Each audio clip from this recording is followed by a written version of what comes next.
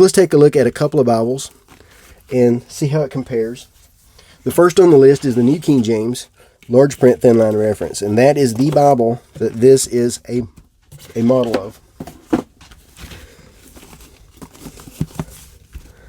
And you will see why I say that in just a second. So let's pick us a page. Let's just go to, and you'll see here in Genesis 2, our poetic setting in the KJV, and then the same poetic setting in the NKJV. So it's following the same design, same setting. Here is chapter 3. There's chapter 3. And then we see the same thing in the New King James. It's kind of hard to show side by side like that. Here's Matthew. This one on the left is the New King James, and then on the right is the King James. So they're following the same pattern, same design pattern. Same with this one. So everything that you're going to see in the New King James that is considered a poetic setting in the New King James is also considered a poetic setting in this King James. And that's the point that I'm making. It's the same layout. Are these section headings the same? Let's take a look. Exodus. And it does look like the section headings also match.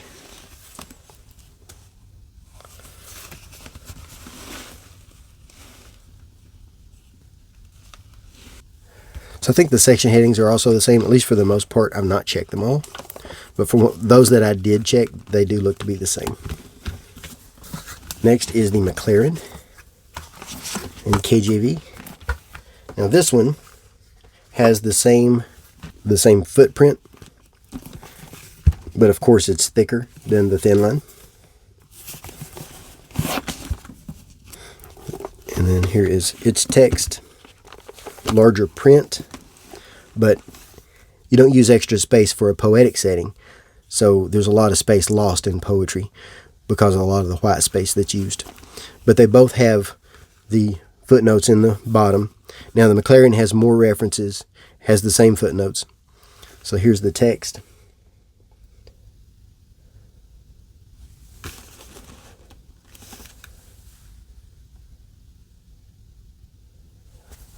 So that's how they compare. McLaren being, of course, a black letter edition with no concordance. I also want to compare to the Sovereign. Now the Sovereign, I'm using the brown leather soft.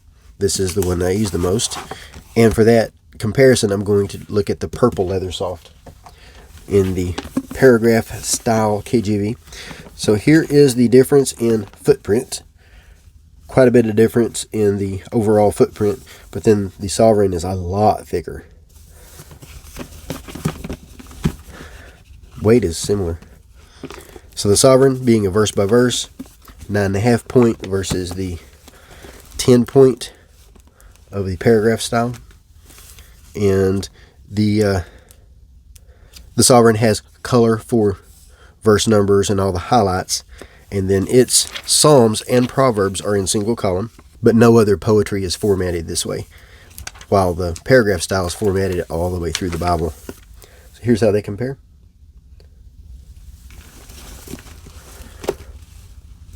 And we'll look at prose and red letter.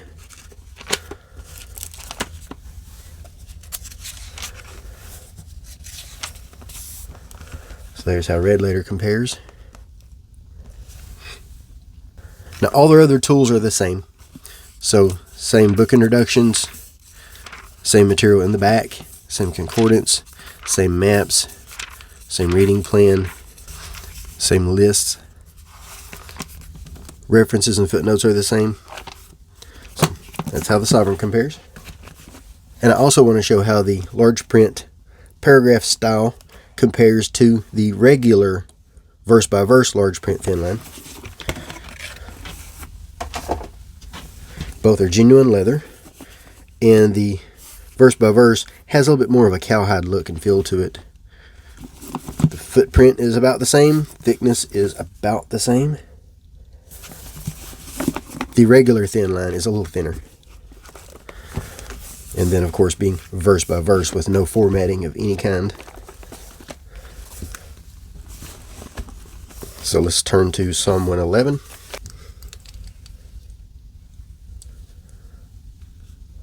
And as you can see, the section headings are different. While the regular Thinline follows the section headings in most of the Thomas Nelson KJVs, the paragraph style follows the section headings of the New King James. So here's how they compare. And then we'll also compare red letter.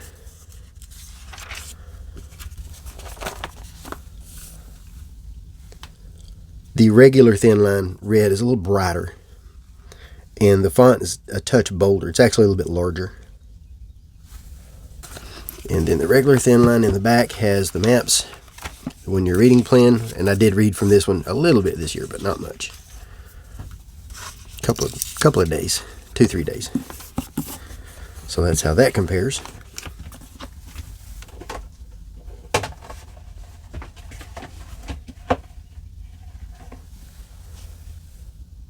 And to compare to another paragraph edition with a poetic setting, we'll take a look at the KJV Clarion. Now this one is also a reference edition, and a lot smaller footprint, but it's also a lot thicker. I am a big fan of the Clarion. So here's how it looks, and you can see it does not have section headings, and then you can see in the New Testament it doesn't have the poetic setting. It does have letters. There's a letter set apart, so it's easy to see the letters, but it's only a few. And there's no poetic setting anywhere, except for at the beginning of Luke. You'll find here in the front of Luke, there's a couple of songs in the beginning of Luke, and those are marked as poetry, and that's all. And for our example of the Beatitudes, here is Matthew chapter 5, and it's just paragraph. So as much as I love the Clarion, it does not have as much poetry as the Thomas Nelson. And here's how the text compares. And I randomly turned to Isaiah 40, so I turned to the same place in both. So here's how they compare. That's the single column poetry versus the double column poetry. The font is almost the same size. The Clarion is a little bit smaller and not as dark. So that's how they compare. And last, someone asked me, what is the point of the Thomas Nelson when the Pit Minion exists? Because the Pit Minion is also a double column paragraph KJV with a poetic setting. And of course, everybody knows the point of having the Thomas Nelson. And you can see quickly what that difference is without even trying. There's our difference right there. As much as I love the Pit Minion, that text is hard on older eyes. So if you need something larger, you're not going to be able to use the Pit Minion. It's a beautiful Bible. I love it. I love the Pit Minion. It has the same poetic breaks and the same letters that you're going to see in the Clarion. So there's a letter right there. There's the red letter. Here's the red letter. A lot darker red in the Thomas Nelson. I love the Pit Minion, but it's a small Bible. So that is my look at the paragraph style large print Thinline KJV. Poetry, letters, lists, paragraphs, beautiful Bible for reading. I highly recommend this Bible. I have no issues with this Bible. Quality is there. You know, it's not a premium Bible by any means, but it's an excellent Bible. It's worth its money, and I recommend it. I've been looking forward to seeing this for a while, and Thomas Nelson did not disappoint. I am grateful that they created this Bible. So I will place links in the notes so that you can make a purchase if you're interested. Also, I'll place a link to the written review at BibleBuyingGuide.com, where I always go into more detail. And I appreciate Thomas Nelson providing these Bibles in exchange for an honest review. If you have any questions, let me know. Thanks.